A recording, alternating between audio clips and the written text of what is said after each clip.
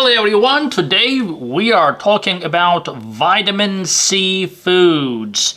Yes, foods that are rich in vitamin C, and we are going to talk about what does really vitamin C do anyway, and we are going to talk about how to get the maximum benefit from vitamin C, especially from the foods.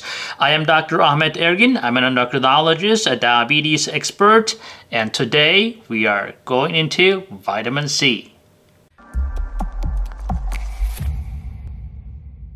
So guys, before we jump to the topic, I want to encourage you to take the quiz in the description below to win a chapter from my diabetes book. Let's move on. So guys, vitamin C is involved in growth and repair. It helps the collagen formation. It helps your body's immune response. It's a great antioxidant, so it prevents cancer and so forth. And it helps with insulin resistance as well. Now, do you really need vitamin C? Well, the vitamin C is common in foods, in good foods. What are they? Let's go over them right now, one by one, because I know not all of you are the same. Some of you like some foods better than the other foods. So let's dive into the foods rich in vitamin C first. And we will go over some concerns, or I'm going to caution you with certain things about vitamin C that you need to know so you do not overdo it. But let's get into the foods first. So guys, vitamin C is found in berries, citrus fruits, green vegetables. Well, the great sources among the green vegetables are asparagus, avocados, the beets, blackcurrants, broccoli, Brussels sprouts, cantaloupe, collards, dulse, grapefruit, kale, lemons, mangoes, mustard greens, onions, oranges, papayas, green peas, sweet peppers, persimmons, pineapple, radishes, spinach, strawberries, tomatoes, turnip greens. So guys, or the girls, or the ladies, one of my viewers said, "You always say guys, that's so annoying." When I say guys, I mean all of you. You know, guys and girls and ladies and gentlemen. Just to make it informal. So, but the bottom line is, yeah, so most people go for, when I say vitamin C, they go for orange juice.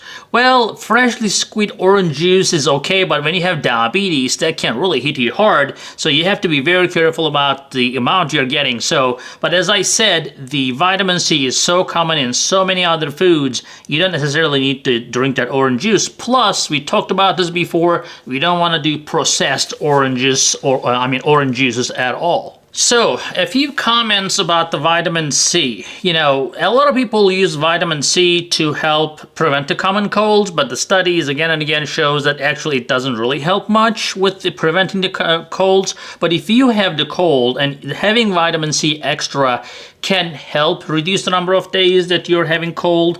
And as you know, when you have cold, your diabetes goes off the chart. You know, anytime you're sick, your body's under stress. When you're under stress, your body secretes a lot of cortisol. When you secrete a lot of cortisol, any physical or mental stress, you are in trouble. Your blood sugar will be high. And anytime you're under stress, your body needs more antioxidants. And there you go, vitamin C helps there. It can help your, let's say, your common cold. Instead of 7 days, it can reduce it down to 5 days, which is, if you think about it, 2 days of not having a common cold is pretty good deal, actually. Now, who are really vitamin C deficient or more likely? Well, the guys and girls who drink alcohol and the smokers are more likely than anyone else. If you are on analgesics, like painkillers, if you are on antidepressants, anticoagulants, contraceptives, the steroids, all these things can deplete your vitamin C levels, and that as a result, if you are on these agents, you may want to use more vitamin C. So what are the caution? Well, the caution is this. When you overdo the vitamin C, especially more than 2,000 milligrams, actually it can turn it against you and do the exact opposite. Instead of becoming an antioxidant, it creates oxidative damage. Again, I always talk about the moderation.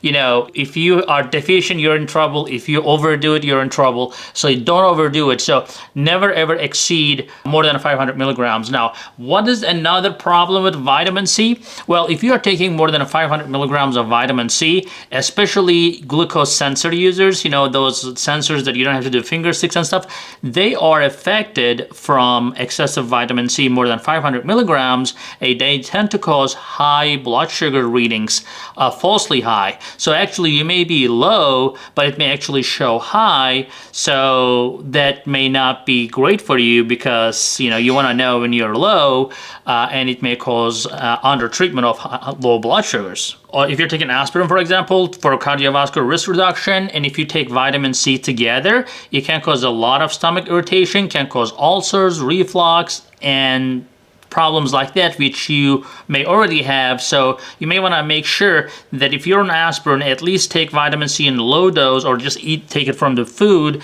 instead of taking a supplement, which can cause stomach irritation. If you're pregnant, you don't want to take too much vitamin C, because you may cause your baby to become dependent on vitamin C. If you're taking excessive vitamin C during pregnancy, then your baby may end up with problems like scurvy due to dependence on excessive vitamin C. And avoid using chewable vitamin C, because they can cause enamel problems like gum line problems. So that's another thing that I have to caution you about. But the bottom line, overall, having around 100 milligrams of vitamin C, especially from the foods we discussed, definitely helps. If you are not a vegetable and fruit person, and you're a steak and potato type of guy or girl, you may want to take some vitamin C. Esterified vitamin C appears to be a little bit better. But guys, vitamin C needs to be taken in moderation, not too much, less than 500 milligrams a day in total, and that can help lower your blood sugars a little bit as well, not drastically by any means, but if you're especially deficient, can help your insulin resistance. And we talked about the other benefits and risks. So guys, I hope that video helps. Remember to give a thumbs up and share, and we'll see you in the next video. Hey guys, I hope you're enjoying this channel so far, and I hope you subscribed already. If you didn't, do it. And if you did, watch this video right there. I think that will help you too.